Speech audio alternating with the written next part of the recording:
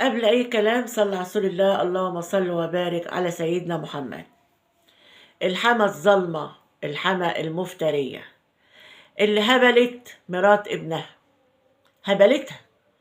الست عايشة دلوقتي في مستشفى الأمراض النفسية. عروسة عروسة ما بقالهاش سنتين متجوزة، بتحب جوزها جدا وجوزها بيحبها جدا، متجوزة في بيت العيلة فوق حماتها. قعدت سنتين مفيش حمل، فالحما كل شوية تقول لابنها: مراتك ما بتحملش ليه؟ سنتين مفيش حمل. يقول لها: لسه ربنا ما أردش. تقول له: لا، أنا مش عايزة الكلام ده، لا، أنا عايزة أشوف أحفادي. هو أنا أعيش قد ما عشت؟ لا، بص يا ابني، لو هي ما حملتش في السنة ده هجوزك. طبعا الزوج قال لمراته، قال لها: أمي بتقول لو أنت ما حملتيش هتجوزني. قالت له: وهو أنا بإيدي إيه؟ ده كله بتاع ربنا. ما أنا كشفت ومانيش عندي حاجة، وأنت كشفت مفيش عندك حاجة، خلاص يبقى ربنا لسه ما أردش. ده ياما ناس بتقعد بال5 سنين وبال10 سنين وبال20 سنة، وبعد كده بيخلفوا وما يبقاش عندهم أي حاجة، كله بإذن الله. قال لها: أنا عارف الكلام ده، بس أنت عارفة أمي وكلام أمي. قالت له: يعني إيه؟ يعني أنت ممكن تتجوز عليا؟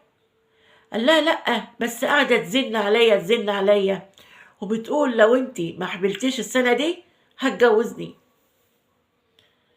المهم قعدت مع حماتها وقالت لها: بصي، أنا هاخدك لشيخ، إن ما كانش هجوز ابني، اسمعي كلامي. قالت لها: أسمع. قالت لها: احنا هنروح للشيخ، يمكن محسودة، يمكن حد عامل لك عمل، يمكن أي حاجة عندك، أهو الشيخ هيعرف ونفك العمل عشان تحملي. راحت للشيخ هي وحماتها وبنتها اللي هي أخت جوزها. فالشيخ بقى عاوز يشتغل وعاوز فلوس. قال لها: انت مش هتحملي إلا لما تنامي في القبر يوم، ولازم تنامي في تراب القبر، وكل جسمك يبقى تراب القبر. فحماتها بتقول له: ليه؟ قال لها: مكبوسة ومحسودة وفي حاجة معرقلة الحمل، مجرد ما تعمل كده هتحمل على طول، بس لازم تراب القبر. فطبعا مرات ابنها وقفت كده، قالت لها: لا، أنا خاف قبر، أدخل القبر وأنا حية، أنام في القبر وأنا عايشة على وش الدنيا. خلاص أنا هقول لجوزي. قالت لها: لو قلت لجوزك مش هيرضى، ويبقى احنا كده ما عملناش حاجة. بصي أنا هبقى معاكي. قالت لها: تبقي معايا؟ هتخش معايا القبر؟ قالت لها: لا، أنا هفضل بره، هستناكي بره. قالت لها: لا، أنا خاف، أنا ما أقدرش أعمل كده. المهم قالت لها: خلاص أنت حرة، يبقى أنا هجوز ابني. تجوز ابنك؟ قالت لها: خلاص يا ماما، هعمل اللي أنت عايزاه. قالت لها: يا أمي أنا بخاف، أنا أدخل القبر يا أمي. قالت لها: خلاص بلاش تخشي، أنا هجوزه. قالت لها: خلاص أنا هعمل اللي أنت عايزاه. فاتفقت معاها إن هما هيقولوا لابنها إن أنا هاخد مراتك ونروح ننام عند أختك عشان عزمانة، وأنت تجيلنا تاني يوم. قالت لها: خلاص. وفعلا قالت لابنها: اختك عزمانة وهنروح ننام عندها ليلة، وانت تيجي تتغدى تاني يوم. قال لها: خلاص يا امي. وجوزها ما يعرفش حاجة. هي طبعا اتفقت مع الدفان على اليوم ده، هتجيبها له بالليل ويفتح القبر ويعني يوضب كل حاجة ويحضر كل حاجة، وهم يفضلوا معاها بره، بس هي هتدخل وتنام على تراب القبر ويتقفل عليها. كل ما تيجي تدخل يا عيني ترجع وتقول لها أنا خايفة، تقول لها احنا مش هنسيبك، احنا معاكي، انت بس هتخش وتنام ونقفل عليك واحنا معاكي، هنقعد نكلمك من بره. كل ما تيجي تدخل تخاف وترجع. حماتها قالت لها خلاص بلاش، بس انت كده تخربي على نفسك، وانا خلاص انا عملت معاكي كل حاجة علشان انا مش عايزة اخرب بيتك، لكن انا هشوف العروسة و... ويتجوزها وتخلف. قالت لها انا هدخل علشان انا بحب جوزي، وانا مش هقدر اشوف جوزي يتجوز جوازة تانية، انا هدخل. ودخلت ونامت في تراب القبر وقفلوا عليها. تقعد تصرخ جوه يقولوا لها احنا معاكي ما تخافيش.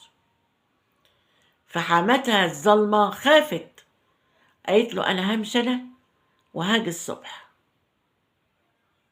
وهي جوه مفكرة ان حماتها بره بتستناها، لكن الدفان هو اللي كان بره.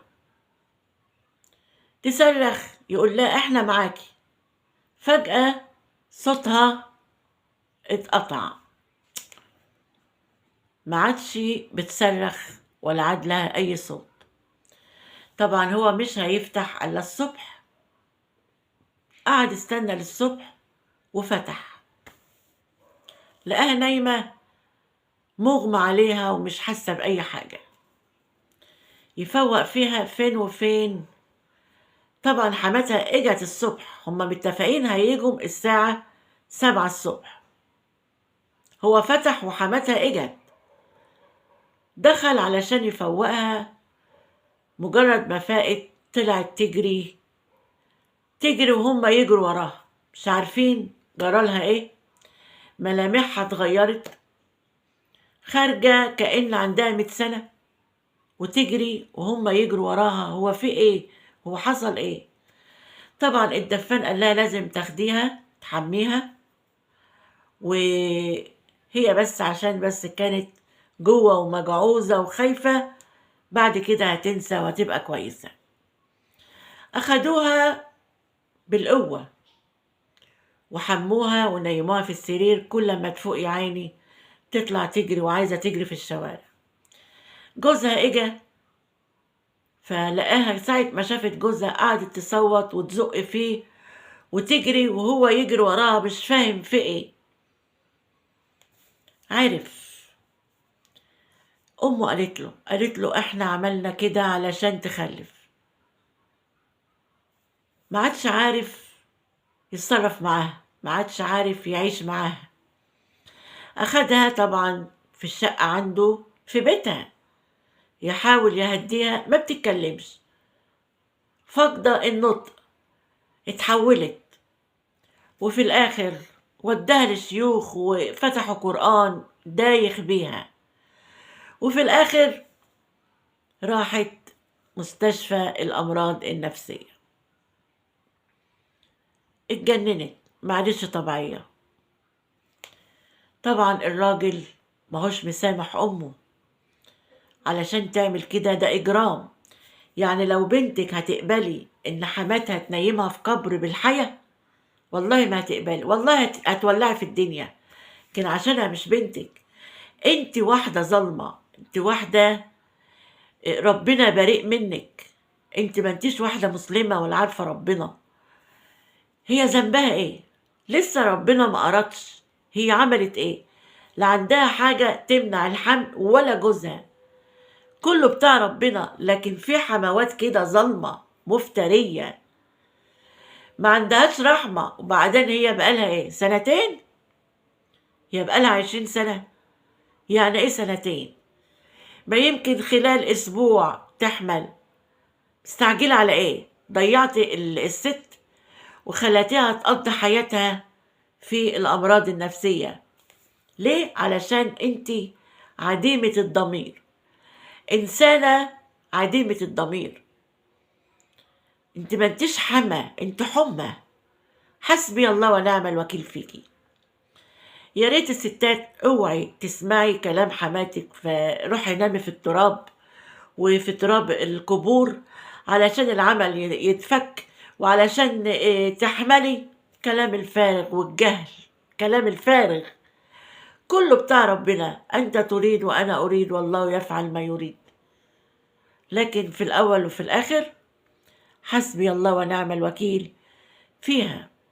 وجوزها اتدمر، اللي هو ابنها، دمرت ابنها ودمرت حياته ودمرت مراته علشان الخلفة.